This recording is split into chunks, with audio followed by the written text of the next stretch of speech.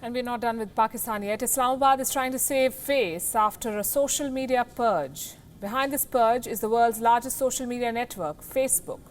It has busted the Pakistani deep state's misinformation propaganda against India and blasphemy in Pakistan. Let me break this down in numbers for you.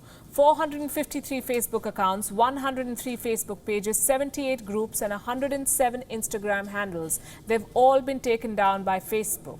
These accounts were being handled by Pakistani operatives.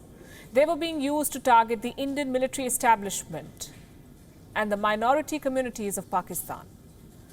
Facebook has issued a detailed takedown report. It says the content that these accounts were pushing included memes and propaganda around political and social issues in India. They were spreading misinformation about the Indian army and New Delhi's policy towards China. On various occasions, they also peddled fake news centered around damaging India's social fabric. And this primarily included pushing pro-Khalistani propaganda. All of this has been mentioned in Facebook's report to the Stanford Internet Observatory. The report further states that many of these accounts were claiming to be based in India. They were part of a network run by Pakistan's keyboard warriors. This network engaged users to mass report accounts that were critical of Islam and the Pakistani government. Most of these accounts on target belong to members of the Ahmadi community. This network was helping Pakistani authorities crack down on those who indulge in blasphemy. Look at the headline on your screen. A total of 42 blasphemy cases registered in Pakistan in last 30 days.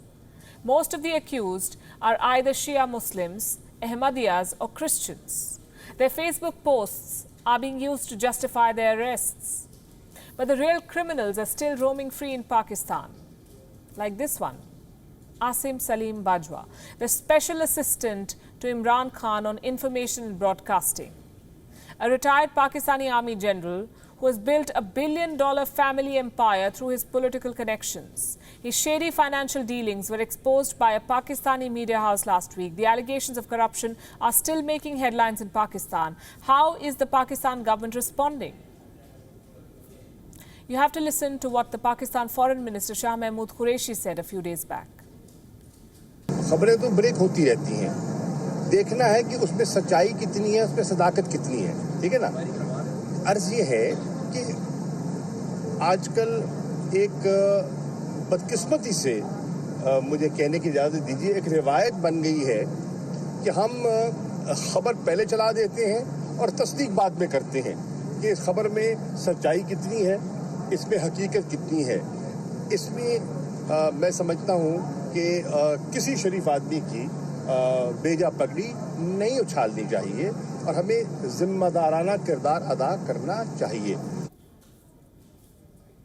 For once, he's only partially correct. We need to act responsibly, says Mr. Qureshi. This is despite the damning evidence of Bajwa's assets.